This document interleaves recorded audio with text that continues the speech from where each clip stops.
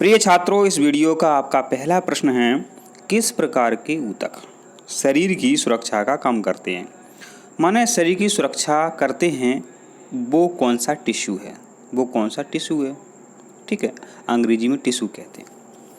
तो इसका आपका बच्चों करेक्ट आंसर है एपिथेलियम ऊतक जो होता है। एपिथेलियम ऊतक जो होता है शरीर की सुरक्षा का काम करता है। आप कहोगे सर एपिथेलियम ऊतक शरीर की सुरक्षा का काम करता है, तो अपने शरीर में कहाँ पर होता है। बिल्कुल आपका सोचना वाजिब है। अपने गालों के आंतरिक अस्तर होते हैं। आप अपने मुंह में देखिए, मुंह को खोलो।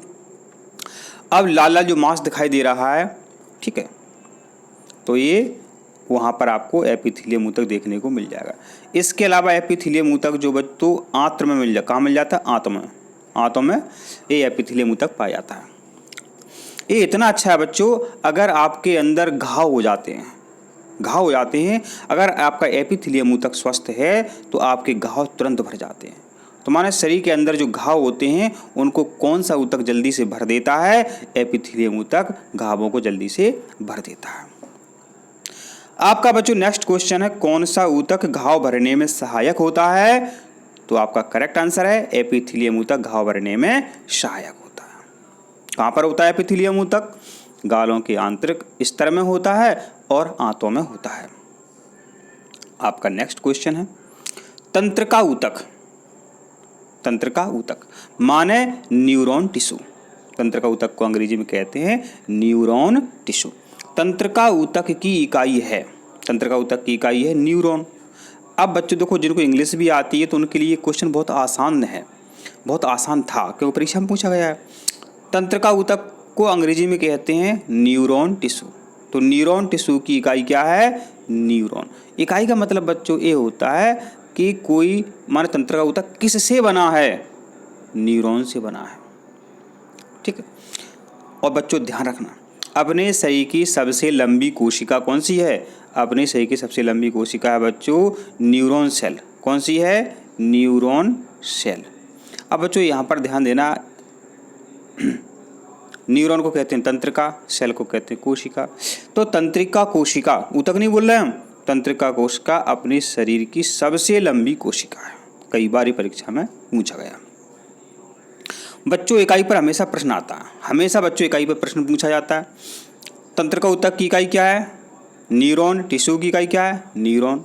अब बच्चों को कभी कभी क्या पूछेंगे, आपसे पूछेंगे ब्रक की इकाई क्या है।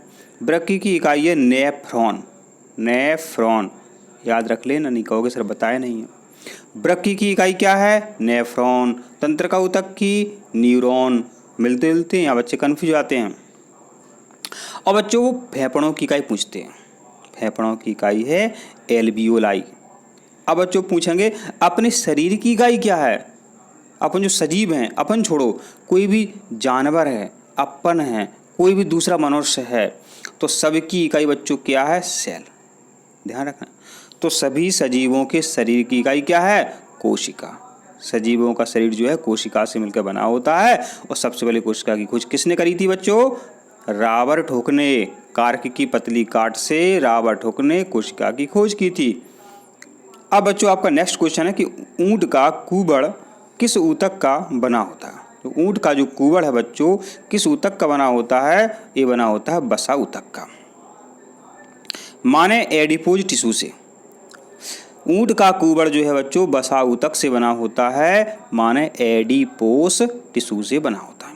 आपका अगला प्रश्न है कि निम्नलिखित में से कौन सा ऊतक का उदाहरण है। ऊतक माने बच्चों टिश्यू का उदाहरण।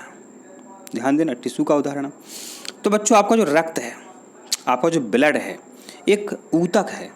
कौन सा ऊतक है, परीक्षा में कई बार पूछा गया है। तो रक्त एक संयोजी तरल ऊतक है।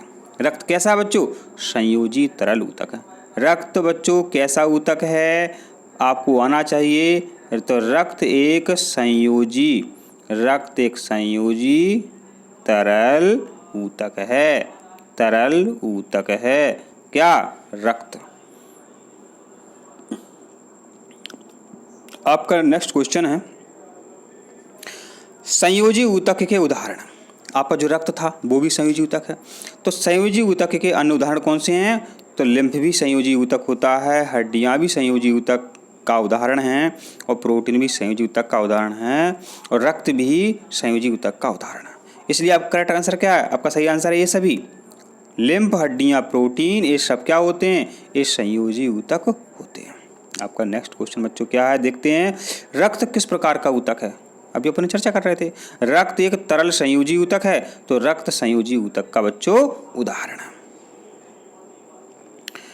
आपका नेक्स्ट क्वेश्चन बच्चों कि मानव शरीर में इच्छा के अनुसार गति करने वाले अंगों में से है, आपके हाथ हैं, पैर हैं, तो इच्छा के अनुसार आपके जो अंग काम करते हैं उनमें बच्चों रैखित ऊतक पाया था। वेरी इंपॉर्टेंट, उनमें क्या पाया था? रैखित ऊतक पाया था। जो आपकी इच्छा के अनुसार आपके अंग जो काम करते हैं उनमें रैखित ऊतक पाया था। आपका प्रश्न है कि संकोचनशील ऊतक के नाम से किसे जाना जाता? क्या संकोचनशील ऊतक के नाम से किसे जाना जाता? तो जो पेशी ऊतक होता है इसको संकोचनशील ऊतक के नाम से जाना जाता है। आपका नेक्स्ट क्वेश्चन है,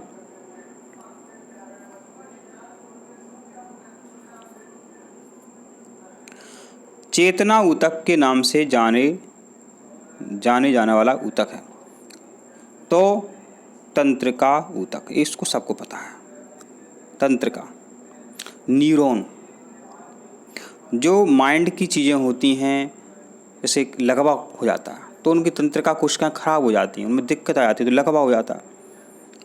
तो जो जिसके शरीर में चेतना ऊतक सही से काम कर रहे हैं, स्वस्थ हैं, ठीक है, तो उसका शरीर स्वस्थ रहता है, जल्दी से वो प्रतिक्रिया करता है। तो चेतना ऊतक का दूसरा नाम है तंत्रिका ऊतक। तंत्रिका अंग्रेजी में लिखा आ सकता है न्यूरॉन। चेतना ऊतक को न्यूरॉन के नाम से भी जानते हैं। और तंत्रिका कोशिका सबसे लंबी कोशिका है अपने शरीर की, ये भी आपको पता होना चाहिए।